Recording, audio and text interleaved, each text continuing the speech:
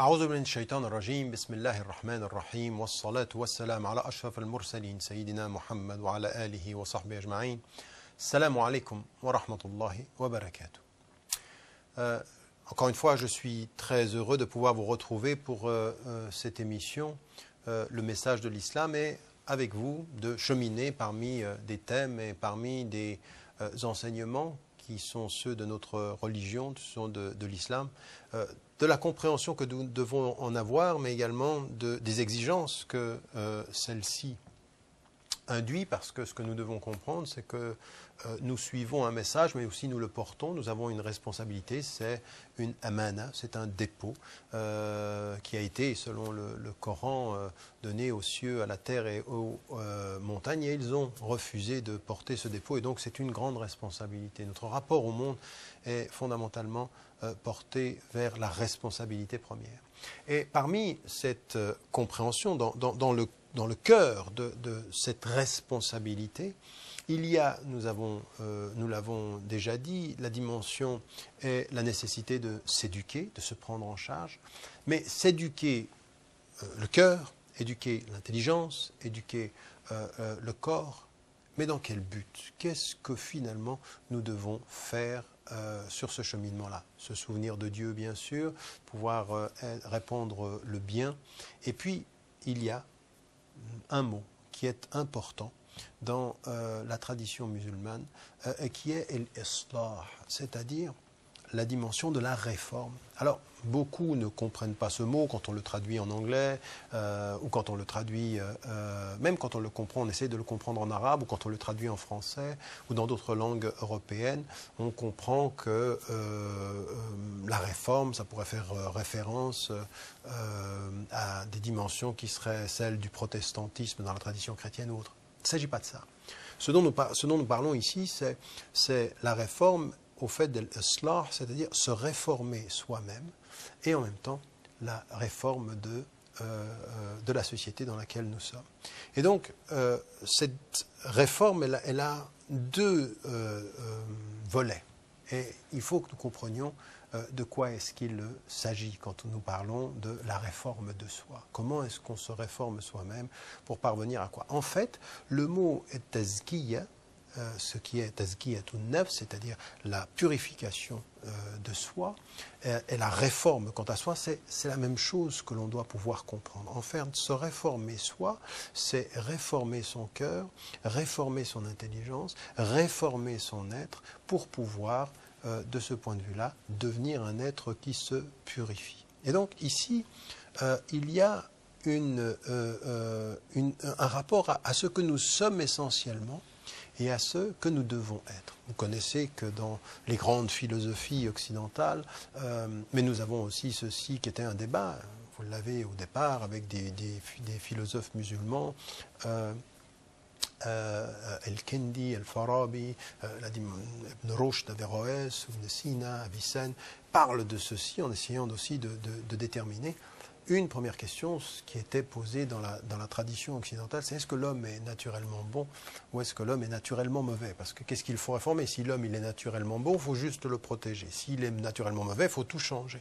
Et donc vous avez la tradition de Hobbes qui dit qu'il est mauvais, la tradition de Rousseau qui dit que l'homme est bon, et la tradition musulmane, et ceci on la trouve alors dans la compréhension que vous avez des traditions légales, dans la compréhension, ce que vous pouvez trouver par exemple chez Abu Hamid al-Ghazali au XIIe siècle, plus tard au XIVe, au XVe siècle avec Ibn Taymiyyah ou Ibn al-Qayyim al-Jawziyya, qui parle de ci. Plus tard encore, vous allez trouver des savants dans la tradition Junayd, où vous avez également d'autres savants de la tradition mystique qui parlent de ceci en disant, en fait, il y a dans l'homme des aspirations, qui sont des aspirations qui vont dans les deux sens, qui sont à la fois des choses qui peuvent l'élever vers le meilleur, et puis des choses qui l'attirent. Et vous avez ceci dans le Coran,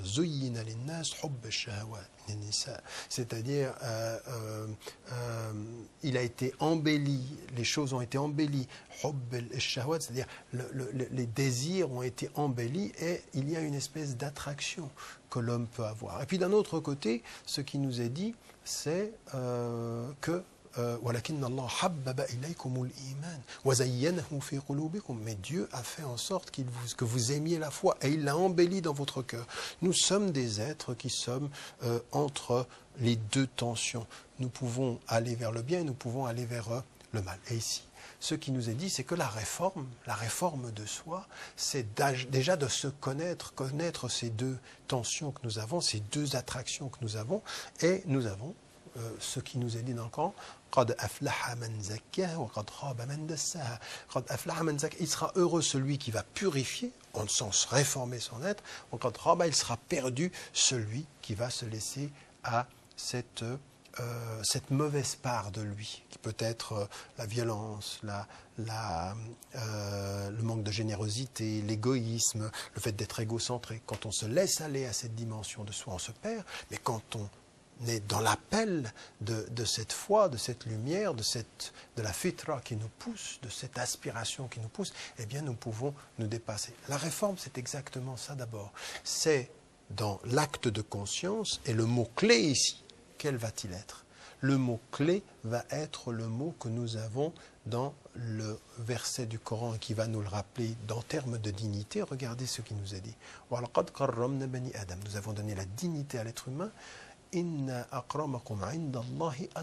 Le plus digne. Donc nous avons donné la dignité à tous les êtres humains, mais le plus digne, celui qui porte la dignité au plus haut, il est celui qui est atqakum, c'est-à-dire celui qui a la crainte révérentielle, l'amour révérentiel du divin, l'amour conscient, la conscience amoureuse du divin, c'est-à-dire que Dieu est avec lui. Et c'est ce qu'on trouve même dans le chemin, dans le pèlerinage, dans notre vie. La meilleure des provisions sur la route, du pèlerinage comme de la vie, eh bien qu'est-ce que c'est? C'est cette conscience amoureuse, c'est cette conscience du divin, c'est cette conscience intérieure, cette piété, cette relation au divin. Et donc, ça va être la référence essentielle. C'est cette taqwa que nous avons à l'intérieur de nous-mêmes qui va nous être l'élément déclencheur de notre conscience, c'est-à-dire ce qui va éveiller notre conscience, mais en même temps donner du sens à nos efforts pour développer une éducation, une vie, un rapport à soi, un rapport à autrui qui soit porté sur essentiellement la réforme de soi. Islah nafsak, c'est-à-dire change-toi toi-même. Et donc ça veut dire quoi? Comment les choses vont se passer? La première des attitudes dans la réforme de soi, qui est essentielle encore une fois, dire Dieu, c'est dire qu'on le répond à son appel, et quand il nous appelle, il nous dit réforme-toi, change en toi ce qui est, et ce que sont tes faiblesses, ce que sont tes défauts, et ce que sont tes actes qui peuvent être négatifs ou qui peuvent être foncièrement mauvais. Donc nous avons tous en nous la potentialité du pire et nous avons tous en nous l'aspiration vers le meilleur. Il faut vivre à la lumière de l'aspiration vers le meilleur et se protéger des potentialités du pire. Donc ce travail que nous avons à faire, cette réforme de soi, c'est tazkiyat an-nafs, elle va partir d'une part, est-ce qu'on doit préserver le naturel ou se protéger? C'est là la question que je posais tout à l'heure est importante, c'est que sommes-nous au départ? Est-ce que nous sommes des êtres bons? Alors c'est ceci que nous trouvons dans Surat al-Baqarah au début du Coran et dans un autre verset qui nous appelle, qui nous dit ceux qui seront sauvés, ce sera illa man atallaha biqalbin salim. Ceux qui seront perdus, ce seront tous, à l'exception de qui? De ceux qui viendront à Dieu avec un cœur qui soit un cœur saint. Le caractère de ce cœur saint, il y est salim, c'est-à-dire qui n'a pas été endommagé. Et vous comprenez bien que dans le mot réforme, islah, c'est-à-dire revenir à l'état de ce qui n'a pas été endommagé. Donc avant d'avoir été endommagé. Qu'est-ce qui peut endommager ce cœur? Eh bien, ce qui peut endommager ce cœur dans son aspiration première, comme il était sain au départ, eh bien la première des choses, c'est de voiler le cœur. Et c'est pour ça que le mot kufr ne veut pas dire le fait de ne pas croire en Dieu. Non, le mot kufr veut dire quelqu'un qui à partir de son cœur, ne voit pas l'amplitude ou la totalité de la vérité. Alors certains ne voient pas Dieu, ça c'est le kufr al-akbar, c'est-à-dire la dimension de la négation suprême, puis ensuite il y a des choses qui vont être de moindre importance, et puis parfois, même quand on est musulman, de ne pas reconnaître certaines choses qui sont des obligations, c'est min al-kufr al-asghar, c'est-à-dire un kufr qui est à un degré mineur. Mais qu'est-ce que c'est en fait? C'est avoir le cœur voilé. Donc, el-qalb es-salim, c'est le cœur qui est dans la fitra tel qu'il devait être dans la reconnaissance du divin. Mais des choses de la vie voilent notre cœur. Et donc, quand on laisse son cœur voilé, ça peut aller jusqu'à la négation de Dieu ou la négation de certaines vérités, jusqu'au fait de se mentir à soi-même. Ça fait partie d'un manque de lucidité, d'un manque de discernement. Donc, vous voyez bien ici que c'est important de se poser la question au départ, de savoir que sommes-nous au départ? Au départ, ce que nous dit l'islam, c'est un message très très positif. Suivez et revenez à ce qui est l'étincelle qui est dans votre cœur, c'est-à-dire votre nature bonne. Et votre nature bonne, c'est-à-dire parce que Dieu a mis cette étincelle, dévoilée, le dévoilement. Et vous verrez également que toutes les traditions mystiques, qu'est-ce qu'elles nous disent? Que toute l'opération du rapprochement à Dieu, c'est un dévoilement de lui, mais quand on le dévoile, quand on s'approche de lui, c'est qu'on enlève les voiles de son cœur. On revient à la fitra, on revient à la dimension essentielle, qui est de le servir. Donc, se dévoiler pour s'approcher, et en s'approchant, dévoiler tout ce qui nous sépare de lui. Cet élément essentiel de Rabbani, c'est celui qui est nourri par Dieu. Eh bien, cet élément essentiel-là, il est l'essence de la réforme. L'essence de la réforme, ça va être de faire attention à tout ce qui peut perturber notre cœur, faire en sorte qu'il puisse devenir à la longue malade. Il y a dans leur cœur une maladie et Dieu a augmenté cette maladie. Regardez, el-qalb es-salim, c'est le cœur essentiel, saint. Le cœur malade, c'est celui qui va voiler, c'est celui qui va couvrir, c'est celui qui va se mentir. La réforme, c'est livrer la résistance à tous les mensonges et revenir dans la liberté à tout le naturel de l'illumination, de la lumière qui est en nous, de cette étincelle qui est en nous. Voilà ce que c'est que se réformer. Il faut faire ce travail-là. Ça demande du temps, ça demande de l'effort. C'est un travail sur soi et qui doit être opéré. C'est la responsabilité de chaque femme et de chaque homme. Je vous retrouve, Inch'Allah, tout de suite après la pause pour que nous poursuivions cette réflexion ensemble. Wassalamu alaikum wa rahmatullah.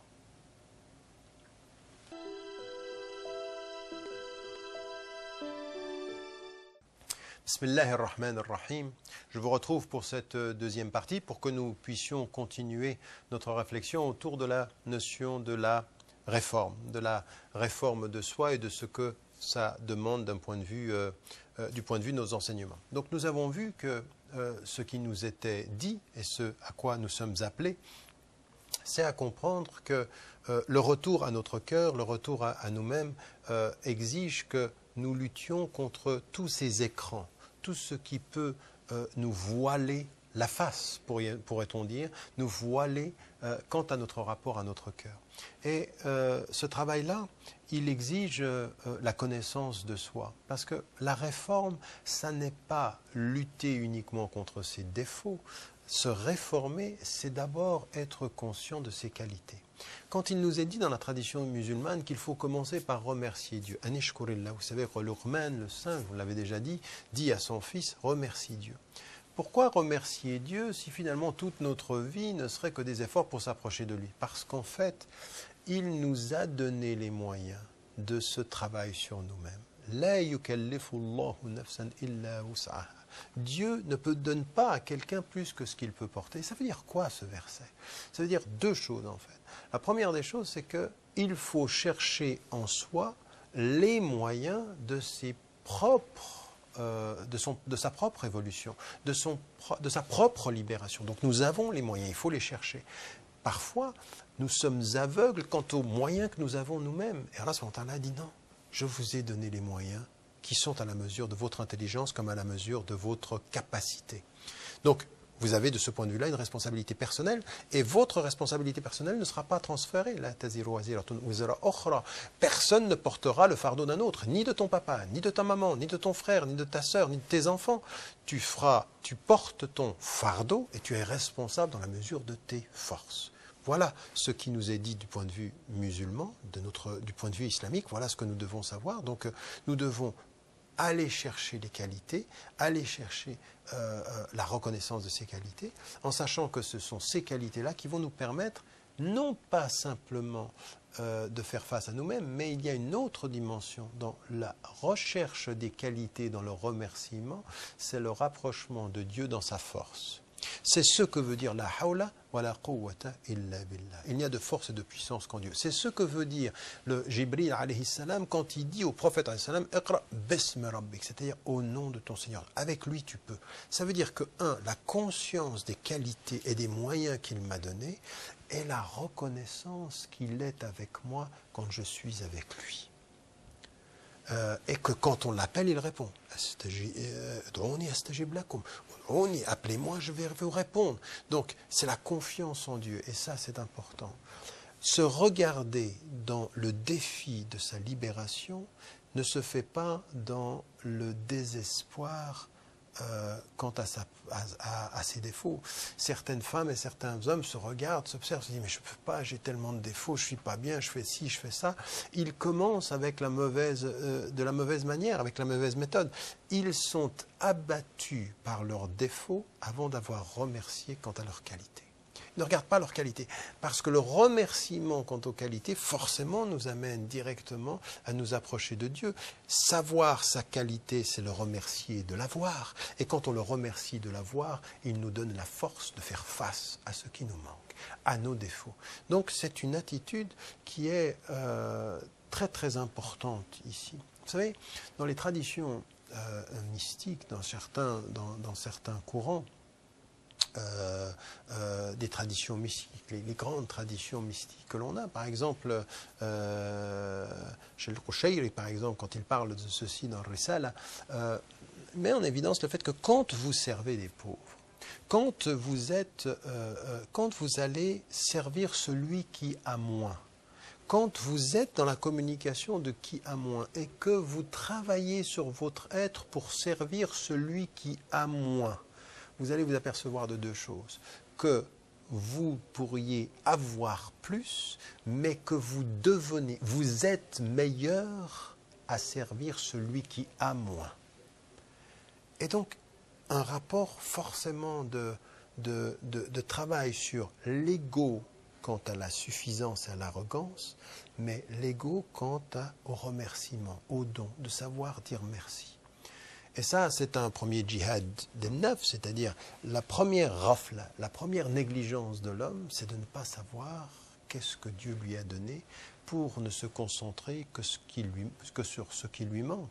Commencer son chemin spirituel par la conscience de ses manques n'est pas la bonne méthode.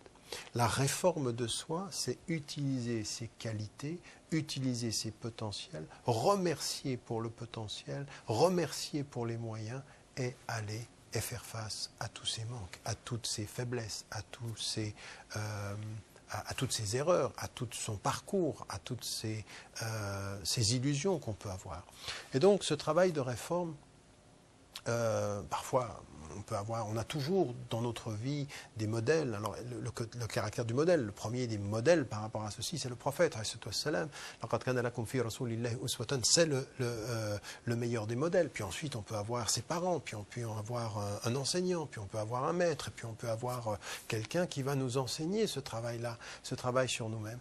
Mais le meilleur pédagogue est celui qui va regarder qu'est-ce qu'il y a en nous qui puisse être les qualités sur lesquelles on va se reposer. Donc chaque femme et chaque homme qui m'écoute maintenant, on ne commence pas sa spiritualité en disant ce qui manque, on commence la spiritualité sur le chemin par savoir sur quelles jambes on marche. Et les jambes sur lesquelles on marche, c'est les qualités que l'on a, que Dieu nous a données. Et c'est pour ça qu'il est le Rahman, et c'est pour ça qu'il est le Ghafour, c'est pour ça qu'il est le Ghaffar, c'est pour ça qu'il est celui qui pardonne, c'est pour ça qu'il est celui qui est le tout miséricordieux. Voilà des éléments qui sont de ce point de vue-là particulièrement importants et que nous devons dans ce travail de réforme personnelle.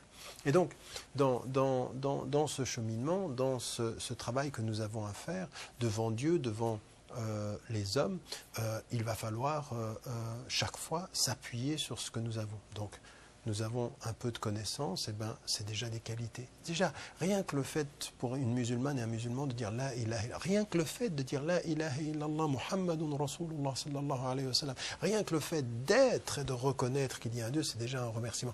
Mais à partir de ceci, il faut partir de cette qualité, il faut partir de ce don que l'on a pour l'appuyer, pour le développer. Et comment on va l'appuyer? Par le dhikr, par le fait de se souvenir de Dieu le plus souvent possible, c'est-à-dire dire Dieu et l'oublier, non. Dire Dieu, remercier et se souvenir, voilà le travail spirituel. Et qu'est-ce que cela va vouloir dire concrètement dans sa vie? Toutes les occurrences, toutes les situations de la vie, ou par rapport à sa famille, ou par rapport aux pauvres, ou par rapport à la nature, on va pouvoir se regarder les signes, observer les signes, sont des éléments de réforme, sont des éléments. Parce que la première erreur de l'homme, c'est l'oubli. Rabbana la tu'akhidhna in nasina aw akhtana. Regardez, nasina aw akhtana. Nasina, c'est l'oubli vient avant la faute. Et en fait, on fait la faute parce qu'on oublie. Donc, il faut, quand on a dit Dieu, ne pas dire Dieu comme une étiquette ou comme un slogan qu'on a sur sa porte, ou la porte de sa demeure. Il y en a certains qui ont dit la shahada et c'est comme une plaquette qu'ils ont sur la porte de leur demeure, et quand on entre dans la demeure, on a dit la shahada à l'entrée, mais plus rien ne l'a fait. Ne nous en donne le souvenir à l'intérieur. Ça ne peut pas être ça. Ça n'est pas une shahada, ça c'est une shahada formelle qui n'a plus du tout d'existence réelle dans la demeure. Quand on dit la shahada à la porte, quand on entre, on dit salamu alaykum wa rahmatullahi wa barakatuh à tous les êtres qui sont visibles et invisibles dans la demeure, et vient ensuite ce souvenir que l'on doit avoir. Donc se réformer, c'est ceci, c'est faire habiter son espace par le souvenir du divin. C'est la première des choses que l'on a à faire, parce que tout ce que l'on mettra dans son environnement qui nous rappellera Dieu, nous ramènera à l'intériorité de cette réforme, de ce travail que nous avons à faire. Et Allah subhanahu wa ta'ala, ce qu'il nous dit, c'est que dans la réforme, il y a aussi des éléments qui doivent être des éléments de la discipline. Alors c'est vrai, ce n'est pas un mot à la mode, mais si vous regardez toutes les spiritualités du monde, celles de la tradition des traditions asiatiques, des traditions africaines, des traditions monothéistes, eh bien, il y a toujours ceci. Il n'y a pas de réforme sans discipline. C'est-à-dire, la prière, elle est pour les femmes et les hommes qui prient selon des horaires déterminés. C'est-à-dire, il y a une sorte de discipline. La réforme, c'est se maîtriser avec le temps. Ensuite, se maîtriser avec l'intelligence, puis ensuite se maîtriser avec le cœur. Donc, il y a une dimension de maîtrise. Parce que c'est ça le paradoxe. On pense que la maîtrise enlève la liberté. En fait, c'est faux. La maîtrise offre la liberté supérieure. Parce que vivre sans maîtrise, c'est vivre dans l'illusion de la liberté de ses émotions et de ses sens. Et tout le monde peut jouer avec vos émotions, tout le monde peut jouer avec vos sens, tout le monde peut jouer avec ce que vous pouvez ressentir. On sait aujourd'hui que les psychologues peuvent vous tenir par l'émotif, vous tenir par le psychologique. Le spirituel, c'est pas ça. Le spirituel, c'est la discipline personnelle qui permet de se maîtriser et de dépasser ces illusions pour en venir à une vraie liberté supérieure. Comme les musiciens, comme les artistes, ils connaissent parfaitement leur art et puis ensuite ils peuvent le dépasser. Comme le lecteur du Coran. Le lecteur du Coran, celui qui lit le Coran, qui connaît toute la précision technique de chaque lettre qu'il doit dire et qu'il la dit avec et qu'il la maîtrise, à un moment donné, il peut libérer sa voix tellement il a la maîtrise de la psalmodie, des ahruf, c'est-à-dire des lettres et tout ceci. Donc notre réforme, elle passe par cette discipline-là, une discipline personnelle avec les règles de l'islam tous les jours de notre vie, parce que ça nous permet de nous réformer. Et puis ensuite, de se souvenir qu'avec ces éléments positifs, il y a eh bien le fait d'ajouter à ces qualités, le fait de sourire aux gens parce que c'est une sadaqa, le fait de servir les gens parce que c'est une sadaqa, le fait de faire de bien, d'être un être de confiance, tout ceci, c'est se baser sur ces qualités. Parce que nous avons tous un élément de générosité. Eh bien s'appuyer sur sa générosité pour devenir plus généreux, s'appuyer sur son intelligence pour avoir plus de connaissances, s'appuyer sur le corps que l'on a pour pouvoir faire mieux que ce que l'on est chaque fois, chacun à son niveau, parce que, encore une fois, il ne nous est pas demandé de faire plus que ce que l'on peut faire. Ça, ce sont les éléments des réformes positives, des tazkiyah, de salamat an-nafs, de cette paix intérieure, parce que c'est dans l'effort. Parce qu'en fait, c'est tout à fait étonnant, on n'est jamais en paix quand on n'avance pas. La paix en islam, c'est toujours un cheminement. On est en paix quand on évolue. Quelqu'un qui sait demain la même chose que ce qu'il savait hier ne peut pas être en paix parce qu'il faut toujours savoir plus pour rester en paix avec soi-même. Il faut toujours s'améliorer. Et le prophète avait dit, la meilleure des transformations, la meilleure des choses que Dieu aime, c'est ces petites choses que l'on fait et qui durent, c'est-à-dire on les maintient. Ce n'est pas l'émotif pour un jour, la disparition pour une semaine. C'est le spirituel tous les jours, avec une amélioration de soi, de son cœur, de ces éléments qu'on a à faire, la réforme de son cœur. Et puis, encore une fois, c'est être très positif. La spiritualité n'est jamais de se regarder par ce qui nous manque, mais la spiritualité, c'est de se regarder avec ce que l'on peut faire, de ce que l'on a, de ce que l'on a déjà. Donc on commence par dire merci, puis ensuite on travaille. Et on travaille en sachant que Dieu ne nous demandera pas plus que ce qu'il nous a donné à faire avec ce qu'il nous a donné comme moyen, en sachant que s'il lui veut, eh bien on peut bien plus que ce que l'on a comme moyen pour le faire. Ça, c'est at-taqwa, c'est la conscience amoureuse. Je suis conscient de mes devoirs amoureux de ton pouvoir. Wallahu a'lam. Que Dieu nous aide. Je vous retrouve, Inch'Allah, à nouveau sur la chaîne Iqra satellitaire. Et puis, vous pouvez nous trouver sur le site Internet pour pouvoir poursuivre la discussion et l'échange. Wassalamu alaikum wa rahmatullahi wa barakatuh.